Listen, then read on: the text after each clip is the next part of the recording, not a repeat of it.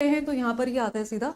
तो आपके सामने जो जजमेंट मैं लेकर आई हूँ ये Om Prakash Ambedkar versus state of Maharashtra का आज ही का जजमेंट आया है। एक बहुत इंपॉर्टेंट लैंडमार्क जजमेंट है सभी स्टूडेंट्स के लिए।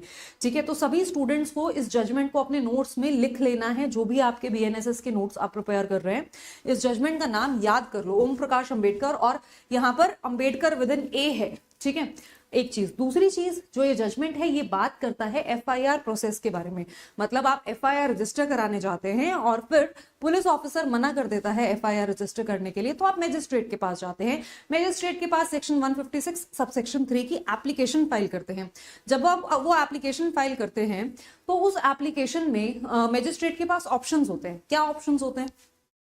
देखो, मैजिस्ट्रेट चाहे ना इस केस जब भी आप मैजिस्ट्रेट के पास जाएंगे 156 सबसेक्शन 3 सीआरपीसी की एप्लीकेशन लेकर, तो मैजिस्ट्रेट चाहे तो पुलिस को ऑर्डर दे सकता है, ठीक है, कि इसमें इस केस के अंदर एफआईआर लॉन्च की जाए और इन्वेस्टिगेशन की जाए और चार्जशीट फाइल की जाए और उसके बेसिस पर मैजिस्ट्रेट कॉग्निजेंस लेगा। या फिर मैजिस्ट्रेट सीधा इशू प्रोसेस कर सकता है, कंप्लेन लॉन्च कर लेगा सेक्शन 200 सीआरपीसी के अंदर और इशू प्रोसेस कर देगा, मतलब समन्स वगैरह जो भी इशू करने हैं, और उसके बाद प्रोसीडिंग्स जो है वो चला सकता है। मैजिस्ट्रेट चाहे तो कंप्लेन को डिसमिस भी कर सकता है। अगर कंप्लेन के अंदर कोई सब्सटेंस ही नहीं है तो उस कंप्लेन को खारिज किया जा सकता है कि ठीक है, आपने कंप्लेन फाइल कर दिया बट हमें इसके अंदर कुछ दिख नहीं रहा है इसमें ट्रायल कंडक्ट करने के लायक, तो इस कंप्लेन को यहाँ पर डिसमिस किया जा रहा है। तो मैजिस्ट्रेट के पास ये ऑप्शन रहते हैं, राइट। तो अब इस केस के अंदर प्रॉब्लम क्या है कि जो मैजिस्ट्रेट्स है ना, जनरली वो ये वाला राउट अपनाते हैं। और ये वाला राउट अपनाने का मतलब क्या है कि वो डायरेक्टली जैसे ही 156 सबसेक्शन 3 की एप्लीकेशन आपने लगाई कोर्ट के आगे, कोर्ट सीधा पुलिस को ऑर्डर देगा इसमें इन्वेस्टिगेशन करो। तो सुप्रीम कोर्ट ने इसी अप्रोच को क्रिटिसाइज किया है। कोर्ट ने कहा है कि जो जुडिशियल मैजिस्ट्रेट हैं उनका काम जुडिशियली आपको अपना माइंड अप्लाई करना है और माइंड अप्लाई करने के बाद डिसाइड करना है कि फैसला क्या लिया जाएगा, बजाय मैकेनिकली सीधा एप्लीकेशन आई और सीधा पुलिस के मत्थे मार दी। ऐसा नहीं करना है। कोर्ट ने लैंग्वेज भी इसी तरह की इस्तेमाल की है कि आप अपना जो बर्डन है वो पुलिस के ऊपर बिना अपने माइंड को अप्लाई करे पुलिस के ऊपर पास ऑन कर देते हैं, and that is not the right approach. Court ने इसी केस के अंदर, अभी आप बता रहे हैं कि ये 175 है, देखिए कोर्ट ने दोनों ही प्रोविजंस को डिस्कस किया है। पहले कोर्ट ने 156 को डिस्कस किया है। क्या बैकग्राउंड है मैं आपको बता देती हूँ वीडियो के अंदर।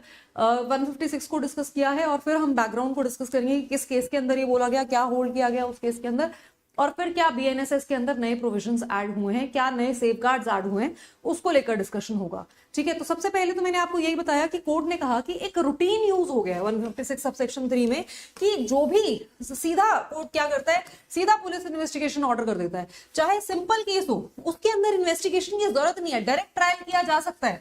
फिर भी कोर्ट जो है वो डायरेक्टली एक पोस्ट ऑफिस की तरह काम कर रहा है कि हाँ चलो फटाफट ये आई है एप्लीकेशन भेजो पुलिस के पास। तो पुलिस, ये पोस्ट ऑफिस का काम करने का नहीं है, मैजिस्ट्रेट की ड्यूटी ये नहीं है। मैजिस्ट्रेट को अपना माइंड अप्लाई करना है, जुडिशियल माइंड अप्लाई करना है।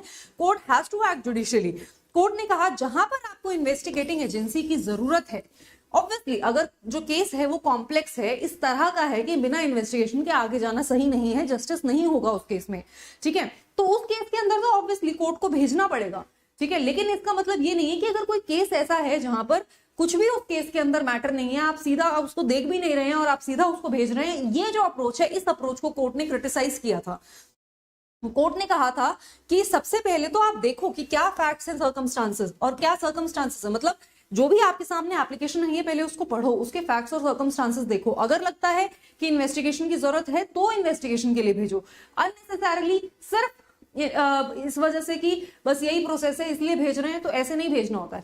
कोर्ट ने इस केस के अंदर कहा कि अगर ऐसा लगता है कि केस बहुत ज्यादा सिंपल है, केस सिंपल का मतलब कि जैसे इस पर्टिकुलर केस के अंदर हुआ था, कि इस केस के अंदर, इसके बैकग्राउंड बताती हूँ मैं पहले आपको। तो इस केस के अंदर बेसिकली एक एडवोकेट था, उस एडवोकेट की एक पुलिस वाले के साथ झड़प हो गई। ठीक है, तो ये जो एडवोकेट है वो उस पुलिस वाले के खिलाफ एफआईआर लॉन्च करना चाहता था। जब ये एफआईआर लॉन्च करने के लिए पहुंचा तो पुलिस वालों ने मना कर दिया एफआईआर लॉन्च करने के लिए। पुलिस वालों ने साफ कह दिया कि यहाँ पर एफआईआर लॉन्च नहीं होगी। तो ये पहुंचे मैजिस्ट्रेट के पास 156 सबसेक्शन 3 की एप्लीकेशन लेकर। मैजिस्ट्रेट ने वापस से पुलिस को ही ऑर्डर दिया कि इस केस के अंदर एफआईआर रजिस्टर करो और इन्वेस्टिगेशन करो, और सेक्शन 323, 294, 500, 504 एंड 506 आईपीसी लगाए गए। ठीक है। तो यहाँ पर फिर ये पहुंचे हाई कोर्ट में कि मजिस्ट्रेट ने ये ऑर्डर क्यों दिया, मजिस्ट्रेट ने डायरेक्ट ट्रायल क्यों नहीं किया। ठीक है, तो फिर जब ये हाई कोर्ट में पहुंचे तो हाई कोर्ट ने मजिस्ट्रेट के ऑर्डर से इंटरफेयर करने से मना कर दिया। मजिस्ट्रेट हाई कोर्ट के ऑर्डर से हताश होकर पहुंचते हैं सुप्रीम कोर्ट में। तो जब ये सुप्रीम कोर्ट में पहुंचते हैं ना, तो सुप्रीम कोर्ट जो कहता है कि वो ये कहता है कि अगर आप इस कंप्लेन को सिर्फ पढ़ के देखोगे ना, तो आपको रियलाइज होगा कि ये जितने भी सेक्शंस के अंडर एफआईआर लॉन्च की जा रही है, वो एक भी एलिगेशन, अगर सिर्फ एलिगेशन, एविडेंस छोड़ो, एविडेंस लेने की जरूरत ही नहीं है, सिर्फ उनकी जो एलिगेशंस है ना कंप्लेंट के अंदर, अगर हम उन्हीं को बिलीव कर ले, उन्हीं पे विश्वास कर ले, उनको हम सब सच मान ले, तो भी यहाँ पर ये ऑफेंस जो है वो नहीं बनता है। क्योंकि इस केस के अंदर सिंपल कुछ गाली गलौज वगैरह किया गया था, तो कोर्ट ने कहा कि अगर सिंपल गाली गलौज है, मतलब थोड़ी सी अब्यूसिव लैंग्वेज है जिसके अंदर कुछ भी ऐसा सेक्सुअल आपका मतलब सेक्सुअली कहीं से भी एक्सप्लॉयटेटिव कुछ भी नहीं बोला जा रहा है, तो 294 तो वैसे ही नहीं लगेगा।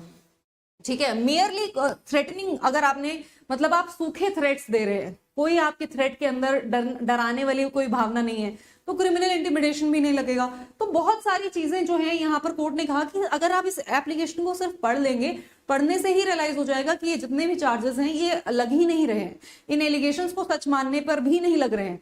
तो ऐसे केस में, जो कि सिंपल केस है, इसमें डायरेक्ट ट्रायल हो सकता था, ऐसे केस के अंदर तो पुलिस इन्वेस्टिगेशन की जरूरत ही नहीं थी। तो फिर पुलिस इन्वेस्टिगेशन ऑर्डर क्यों की गई? तो इस वजह से इस केस के अंदर कोर्ट ने क्लियरली ये कहा कि यहाँ पर पुलिस इन्वेस्टिगेशन ऑर्डर नहीं की जानी चाहिए थी। राइट, तो यही पॉइंट्स थे जो यहाँ पर मैं आपको बता रही थी कि कोर्ट ने सिंपल ये कहा कि अगर कोई कॉम्प्लिकेटेड या कॉम्प्लेक्स केस है तो आप पुलिस को इन्वॉल्व कीजिए, पुलिस के पास भेजिए मैटर को, लेकिन अगर कॉम्प्लिकेटेड केस नहीं है तो फिर कोई जरूरत नहीं है। ये जो एलिगेशंस हैं, इन एलिगेशंस से साफ समझ में आ रहा है कि यहाँ पर कोई भी केस नहीं बन रहा है, ये जो केस है ये ठीक नहीं है।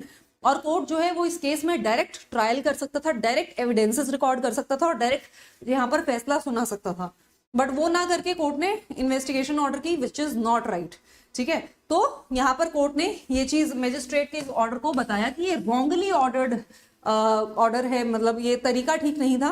और एट फर्स्ट ग्लांस, पहली नजर में देखते ही पता चलता है कि इस केस में इन्वेस्टिगेशन की जरूरत नहीं थी, और इस वजह से यहाँ पर जो भी एलिगेशंस थी वो भी सीरियस नहीं थी। अगर इन्वेस्टिगेशन नहीं भी होती तो उससे कोई जस्टिस हिंडर नहीं होता, और कोर्ट ने यहाँ पर अपना माइंड अप्लाई नहीं किया। अब बात करते हैं कि क्या क्या बदलाव किए गए हैं बीएनएसएस के अंदर।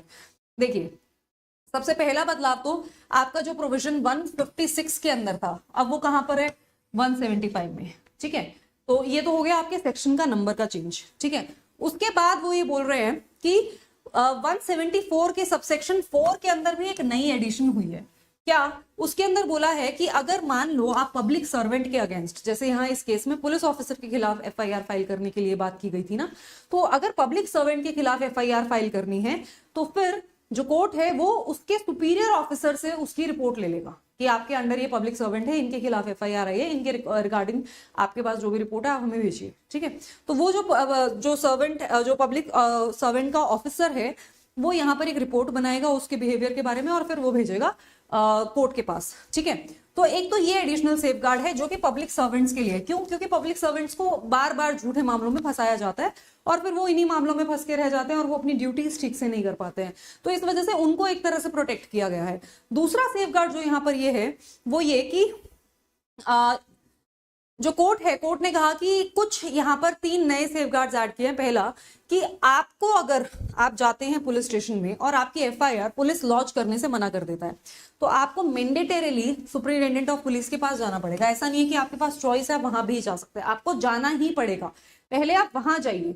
ठीक है, अगर वहां से भी आपको सॉल्यूशन नहीं मिलता है तो फिर उनकी, जब आपने उनके आगे एप्लीकेशन फाइल की तो उस एप्लीकेशन की कॉपी प्लस अपनी जो एफिडेविट है वो आप मजिस्ट्रेट के सामने फाइल करेंगे कि देखिए हम गए थे पुलिस ऑफिसर के पास, पुलिस ऑफिसर ने एफआईआर रजिस्टर करने से मना कर दिया, फिर हम गए सुपरिटेंडेंट ऑफ पुलिस के पास और उसकी कॉपी है और उसकी एफिडेविट हम आपको दे रहे हैं कि मैंने ऐसे एप्लीकेशन फाइल की है और उसके बाद भी एफआईआर लॉन्च नहीं हुई है, इसलिए अब हम आपके पास आए हैं। ठीक है, तो ये एक प्रोसेस है। और उसके बाद मजिस्ट्रेट के पास भी पावर है इंक्वायरी कंडक्ट करने की। तो मजिस्ट्रेट को भी, जो कि पहले पावर नहीं थी, अगर ऐसी कोई एप्लीकेशन मजिस्ट्रेट के पास आती है तो मजिस्ट्रेट पहले इंक्वायरी करेगा। ठीक है, और इसके अंदर मजिस्ट्रेट जो है वो इस चीज को भी कंसिडर करेगा कि पुलिस ने क्यों रिफ्यूज किया है। तो मजिस्ट्रेट जो है पुलिस ऑफिसर की स्टेटमेंट को यहाँ पर पुलिस ऑफिसर की बात को रखेगा, पूछेगा कि यहाँ पर क्यों रिजेक्ट किया गया, क्यों यहाँ पर उसकी एफआईआर जो है उसको लॉन्च नहीं किया गया। फिर उसकी बात सुन के उसके बाद वो इंक्वायरी होने के बाद फिर मैजिस्ट्रेट फर्दर एक्शन लेगा। तो यहाँ पर जो मैजिस्ट्रेट है, यहाँ पर तो साफ नजर आ रहा है कि मैजिस्ट्रेट को जुडिशियल माइंड अप्लाई करना होगा, ठीक है, जो कि सीआरपीसी के अंदर ऐसा प्रोविजन नहीं था, तो वहां पर मिसिंग था। बट वहां पर भी सुप्रीम कोर्ट ने इस केस के अंदर क्लैरिफाई किया है कि वहां पर भी कोर्ट को अपना ही माइंड अप्लाई करना था। लेकिन यहाँ पर तो साफ साफ प्रोविजंस को देखकर भी समझ में आता है कि ये जो पावर्स है मैजिस्ट्रेट के पास, इनको मिसयूज ना किया जाए, इनको ठीक से इस्तेमाल किया जाए। इस वजह से यहाँ पर इस बीएनएसएस के अंदर इस तरह के जो सेफगार्ड्स हैं वो दिए गए हैं, ठीक है। तो आपको बस ध्यान ये रखना है कि सुप्रिंटेंडेंट ऑफ पुलिस के पास एप्लीकेशन फाइल करना अब मैंडेटरी हो चुका है, ठीक है, और उसी की कॉपी आपको मैजिस्ट्रेट के पास फाइल करनी होगी, ठीक है, और साथ में आप एक एफिडेविट भी फाइल करेंगे, ठीक। और फिर मैजिस्ट्रेट जो है वो इंक्वायरी कंडक्ट करेंगे और उसके बाद देखेंगे कि क्या करना है, एफआईआर यहाँ पर रजिस्टर करनी है या नहीं करनी है। और इसके अंदर पुलिस जो मैजिस्ट्रेट है वो पुलिस ऑफिसर की भी सबमिशन को कंसिडर करेंगे कि क्यों उन्होंने एफआईआर रजिस्टर करने से मना कर दिया। तो मैंने आपके लिए रिवाइज भी करा दिया कि क्या क्या सेफगार्ड्स हैं। आई होप आपको अभी ये याद हो गए हो, ठीक है। तो ये सारी की सारी चीजें करके एक तरह से जो बीएनएसएस है आपका, भारतीय नागरिक सुरक्षा संहिता, उससे पुलिस ऑफिसर की भी एक अकाउंटेबिलिटी बढ़ा दी गई है। पुलिस ऑफिसर को भी पता है कि अगर आप एफआईआर रजिस्टर करने से मना करते हैं तो आपको कल को कोर्ट में जवाब देना पड़ेगा। पहले तो आपके एसपी के पास जाएगी रिपोर्ट, और उसके बाद फिर आपको कोर्ट में जाना पड़ेगा और कोर्ट में बताना पड़ेगा कि क्यों आपने एफआईआर रजिस्टर नहीं की। तो आपको कल को एक जवाब देना पड़ेगा, ठीक है। तो आप एफआईआर अगर रजिस्टर कर रहे हैं तो आपके पास ठोस कारण होने चाहिए। अगर आपके पास कारण नहीं है तो कोर्ट कल को आपको सवाल करेगा और फिर आपके अगेंस्ट इंक्वायरी भी हो सकती है। तो इस वजह से कोर्ट, ये पुलिस की जो है एक तरह से अकाउंटेबिलिटी बढ़ा दी गई। और दूसरा, मैजिस्ट्रेट को भी तो बोला है ना कि आपको पुलिस वालों की बात को सुनना है। तो अगर आप पुलिस वालों की बात सुन रहे हैं और उनकी बात सुन के लगता है कि एफआईआर सच में लॉन्च नहीं की जानी चाहिए, तो मैजिस्ट्रेट अकॉर्डिंगली ऑर्डर करेगा। और अगर लगता है कि लॉन्च की जानी चाहिए तो मैजिस्ट्रेट अकॉर्डिंगली ऑर्डर करेगा। बट द पॉइंट इज कि एटलीस्ट मैजिस्ट्रेट अपना माइंड तो अप्लाई करेगा इस स्टेज पे, ना कि बाद में जब ट्रायल आएगा, ट्रायल के टाइम पे देखेंगे अभी तो ये प्रोसेस है तो इसको चलने दो। ऐसा नहीं है। अब इस टाइम पे जो मैजिस्ट्रेट है वो अपना जुडिशियल माइंड अप्लाई करेगा और उसके बाद डिसाइड करेगा कि क्या ऑर्डर देना है। तो एक तरह से इसी स्टेज पे एक इफेक्टिव और कॉम्प्रिहेंसिव मैनर में इंक्वायरी होगी और उसके अकॉर्डिंग ऑर्डर दिया जाएगा, right. That is why this judgment is important. चलिए, आई होप आपने ये जजमेंट का नाम ध्यान रख लिया होगा। Om Prakash Ambedkar versus state of Maharashtra का जजमेंट है, आज ही का जजमेंट है। Very very important landmark judgment है, आप इसको लिख लीजिए अपने नोट्स में। 2 जजेस बेंच का ये जजमेंट था, ठीक है। चलिए, अब मैं आपको बता दूं कि अगर आप अनअकैडमी जुडिशरी के साथ अपनी तैयारी करेंगे तो ऑनलाइन अपने घर बैठे आप सभी स्टेट्स की तैयारी कर सकते हैं। यहाँ पर आपको कॉम्प्रिहेंसिवली सभी स्टेट्स का सिलेबस आपको कंप्लीट कराया जाता है ऑनलाइन क्लासेस के थ्रू। और अनिल खन्ना सर के बैचेस प्लस और आइकॉनिक दोनों ही स्टूडेंट्स के लिए अवेलेबल है। अगर आप अनअकैडमी का स्कॉलरशिप प्राप्त करना चाहते हैं तो 16 फेब को 11 बजे टेस्ट है, इसको बुकमार्क कर लो। और इस टेस्ट के अंदर आपको 100% स्कॉलरशिप भी मिल सकती है, आपको 30,000 तक के वाउचर्स मिल सकते हैं और आपको फ्री फिजिकल नोट्स जीतने का मौका मिल सकता है। तो ये इसका लिंक जो है आपको मेरे टेलीग्राम पर भी मिल जाएगा, वहां से आप इस टेस्ट के अंदर अपने आप को रजिस्टर कर सकते हैं, टेस्ट अटेम्प्ट कर सकते हैं और ये एक्साइटिंग जो ऑफर्स आपको यहाँ पर मिल रहे हैं उनको जीत सकते हैं। और आपको बता दूं कि यूपी बिहार बैच स्टार्ट होने जा रहा है, जिसके अंदर मैं आपके साथ स्पेसिफिक रिलीफ एक्ट स्टार्ट कर रही हूँ। और ये जो बैच है ये 7 फरवरी से स्टार्ट होने वाला है। और वेस्ट बंगाल का भी एक बैच स्टार्ट हो रहा है। अगर आपको ये सभी बैचेस को डिस्काउंटेड प्राइस पे खरीदना है तो आप निशा लांबा, मतलब बैचेस आपको नहीं खरीदने, आपको बेसिकली अनअकैडमी की सब्सक्रिप्शन खरीदनी है। अनअकैडमी की सब्सक्रिप्शन से आप सभी बैचेस को एक्सेस कर पाएंगे, जो पुराने बैचेस ऑलरेडी हो चुके हैं वो भी, जो करंट हैं वो भी, और जो आने वाले होंगे वो भी। जब तक आपका बैच वैलिड है जब तक आपकी सब्सक्रिप्शन वैलिड है सारे बैचेस का एक्सेस आप कर सकते हैं। आपको अगर डिस्काउंट कोड चाहिए तो निशा लांबा डिस्काउंट कोड का इस्तेमाल आप कर सकते हैं। मिलते हैं आपसे